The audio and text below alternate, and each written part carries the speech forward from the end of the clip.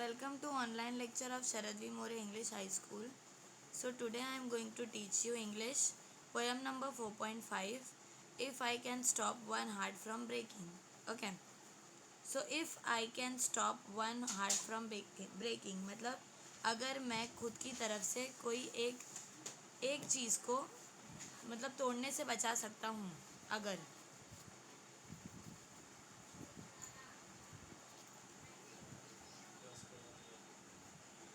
So if I can stop one heart from breaking. If I can stop If I can stop one heart from breaking, I shall not live in a vain. अगर मैं एक heart stop नहीं कर मतलब एक अगर मैं दिल तोड़ने से ब्रेक करने से रोक सकता हूँ तो मैं क्या करूँगा, मैं रुकूंगा नहीं. If I can ease one life the itching or cool one pain or help one fainting robin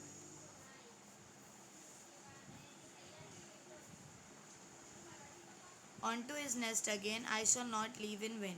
तो देखो वो क्या बोल रहा है, if I can ease one life the aching, अगर मैं किसी एक की ज़िंदगी बचा सकता हूँ, ओके, या किसी का दर्द कम कर सकता हूँ, या फिर मैं एक फेंटिंग रॉबिन की क्या कर सकता हूँ, एक डरे हुए रॉबिन की हेल्प कर सकता हूँ unto his nest again, कि मैं वापस उसको क्या करूँ, घोंसले में डाल सकूँ. I shall not live in vain, तो मैं क्या करूँगा, जितना हो सके मुझसे मैं उसकी मदद करूँगा.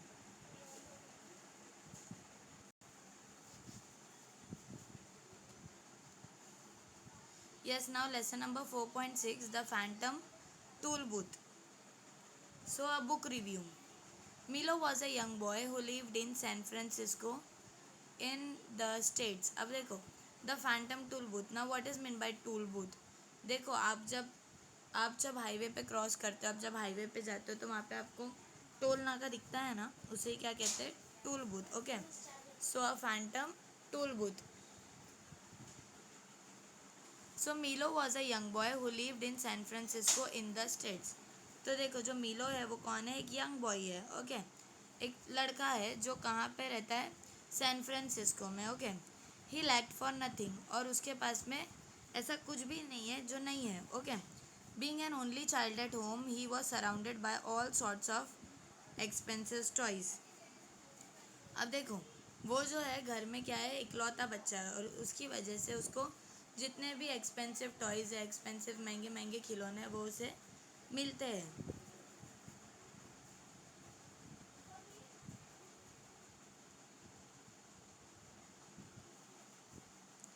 इन school too there was nothing that he could not complaint about. देखो स्कूल में भी ऐसा कुछ नहीं है जिसके वो कंप्लेंट नहीं कर सकता,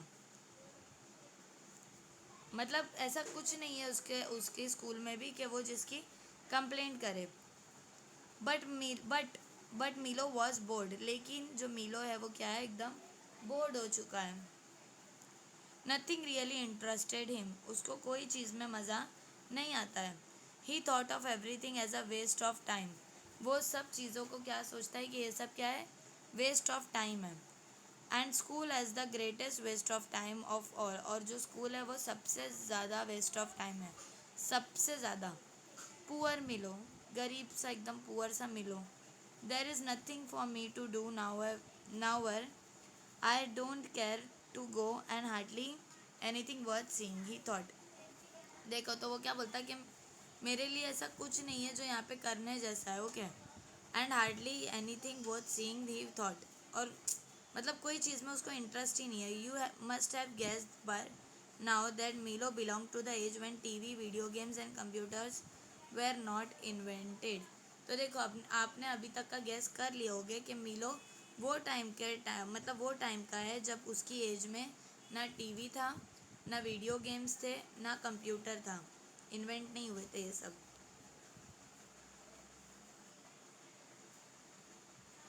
But on one long afternoon, like any other, Milo suddenly received a huge parcel with a bright blue envelope attached to one side. अब देखो एक दिन क्या हुआ, एक आफ्टरनून में, दोपहर में, उसको एक सडनली क्या मिला, एक पार्सल मिला, बड़ा सा पार्सल. ओके, और उसके ऊपर एक एनवलप चिपका हुआ था. The envelope was address to him, और एनवलप पे क्या लिखा हुआ था, एनवलप उसके लिए भेजा गया था. फॉर मिलो who has plenty of time, क्या लिखा हुआ था उस पर? ये किसके लिए है? मिलो के लिए, जिसके पास में प्लेंटी ऑफ टाइम है, मीन्स जिसके पास में ज़्यादा से ज़्यादा क्या है, टाइम है। Wouldn't you be surprise if something like this happen to you? So was Milo. तो देखो, अगर आपको सरप्राइज नहीं होगा अगर आपको भी ऐसा कुछ मिले तो, वैसे मिलो भी क्या था, एकदम सरप्राइज था। I don't think it's my birthday. तो वो क्या सोचने लगा कि मुझे नहीं लगता कि अभी मेरा बर्थडे है। He puzzled and Christmas must be month away. और बर्थडे भी नहीं है और क्रिसमस भी एक महीने बाद है। And I haven't been outstanding good or even good at all. और ना ही मैं एकदम अच्छा हूँ, मैं तो अच्छा ही नहीं हूँ। मिलो was an honest boy, so he admitted the last bit of himself. जो मिलो था वो एकदम कैसा था, सच्चा बच्चा था। He couldn't return the parcel, there was no sender address on it. देखो, वो पार्सल को रिटर्न भी नहीं कर सकता था क्योंकि एड्रेस ही नहीं लिखा हुआ था उस पर कि कौन उसको भेजा है। So just in order to be polite Milo decided to open the envelope. तो फिर उसने डिसाइड करा कि मैं क्या करता हूँ, ये एनवलप को खोलता हूँ। One genuine turnpike tollbooth. तो उसमें क्या था, एक टूल बूथ था। It was written inside, easily assembled at home and for use by those who had never travelled in lands beyond. तो देखो उस पर क्या लिखा था कि आप इसको इजीली घर में रख सकते हो और उनके लिए जो कभी भी दूर दूर तक नहीं गए कभी। Like you Milo was also intrigued by the words lands beyond. तो आपके जैसा ही वो लैंड बियॉन्ड सुन के मिलो भी क्या था, परेशान था।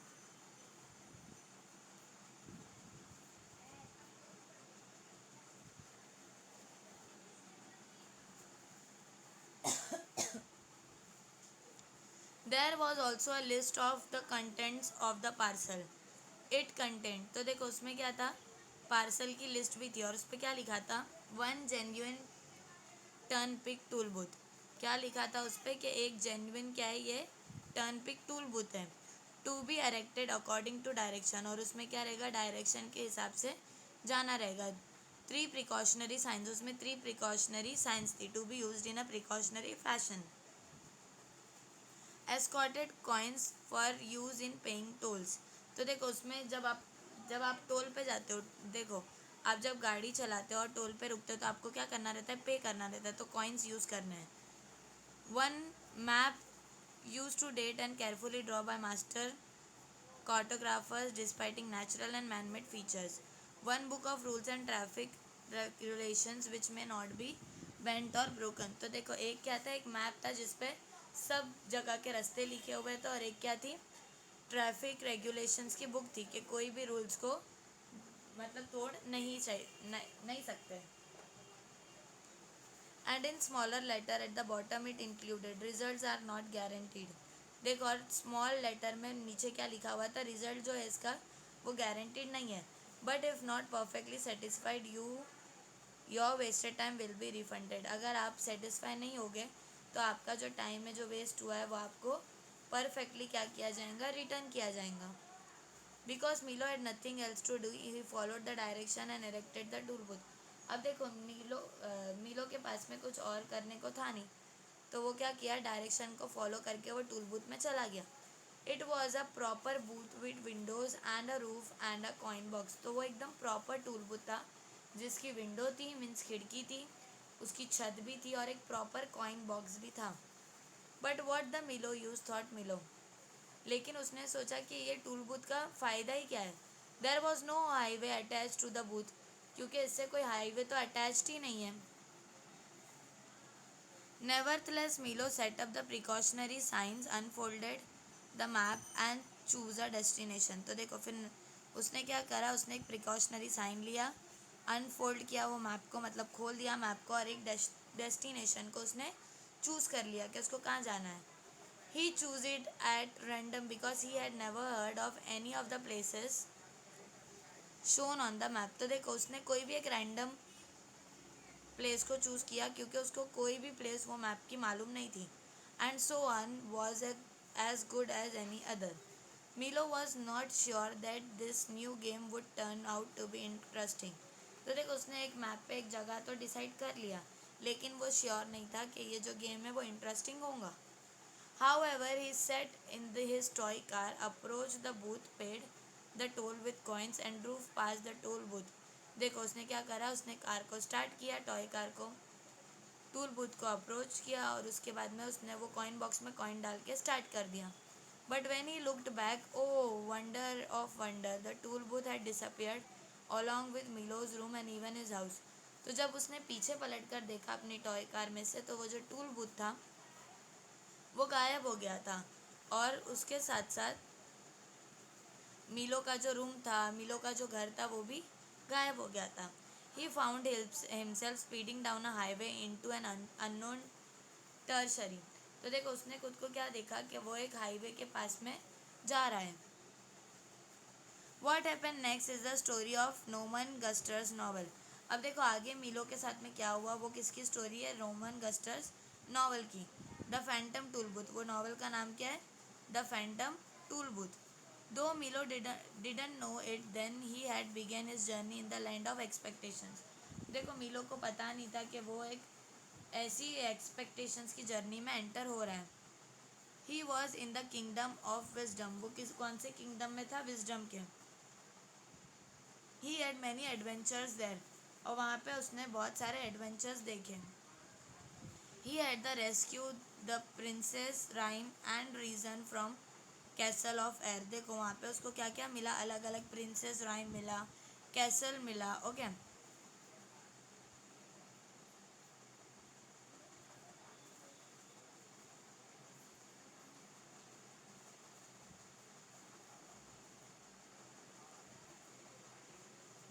Was he successful in the mission. देखो अब क्या वो अपने मिशन में सक्सेसफुल हुआ मिलो.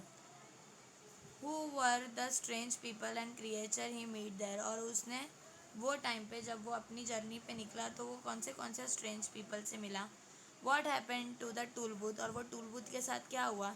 डिड मिलो सी इट अगेन, क्या मिलो ने उसको वापस देखा वो टूल बूथ को. डिड मिलो find his life interesting later on, क्या मिलो ने अपनी लाइफ को बाद में इंटरेस्टिंग बनाया, सोचा उसने. You must read the novel to find it out, आपको नावल रीड करना चाहिए उसको फाइंड करने के लिए. The novel the Phantom tollbooth was written more than 50 years ago. अब ये जो नावल है फैंटम टूल बूथ, वो 50 साल पहले बनी हुई है. But it continues to be a classic of children's literature, लेकिन वो एक क्लासिक चिल्ड्रन लिटरेचर में आज भी कंटिन्यू है. It is a fantasy but it has an important message for children all over the world. देखो ये एक फैंटेसी है लेकिन ये सब चिल्ड्रन के लिए मैसेज है all over the world. It has help them to look at their school and studies in a new light. वो उन लोग को हेल्प करती है कि मतलब आप लोग अच्छे से अपनी न्यू लाइट में क्या करो, स्टडीज़ करो.